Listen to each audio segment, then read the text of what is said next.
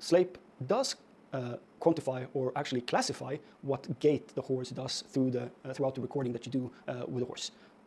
But we only make an analysis today when the horse is trotting. So we try to remove all the strides which are not trot. Those are not included in the analysis. But we do the analysis at trot, and we're quite accurate in actually figuring out what gait the horse is actually performing during the recordings. When it comes to different breeds, Sleip has this relative scale. That means that everything we measure is actually relative to the horse size. But that means that it doesn't really matter what breed you have, as long as it can trot, and it can trot properly. So we have some gaited horses maybe that can become a little bit trickier, like Icelandic horses, but as long as they trot, the size doesn't matter. The second thing, which breeds might be a typical difference, is how fast they move, or the stride frequency. This is also something that Sleip actually quantifies. We give you that number, so you get the vertical movement asymmetries at trot, but also what stride frequency you have. And it doesn't matter what type of breed you have, it doesn't matter the size of the horse, it's equally as accurate for all of these different types of horses, as long as the horse is trotting. So lameness severity.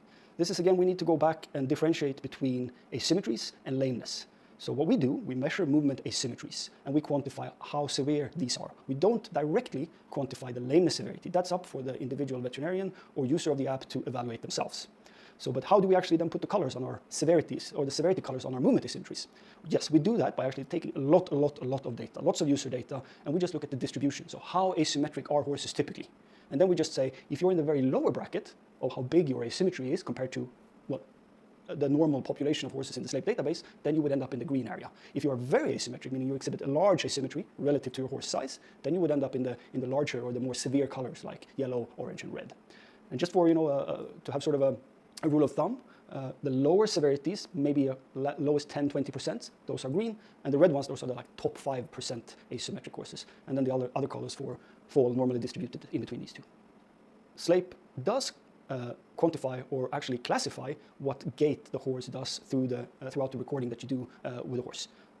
But we only make an analysis today when the horse is trotting. So we try to remove all the strides which are not trot. Those are not included in the analysis, or recording that you do with the horse. But we only make an analysis today when the horse is trotting. So we try to remove all the strides which are not trot. Those are not included in the analysis.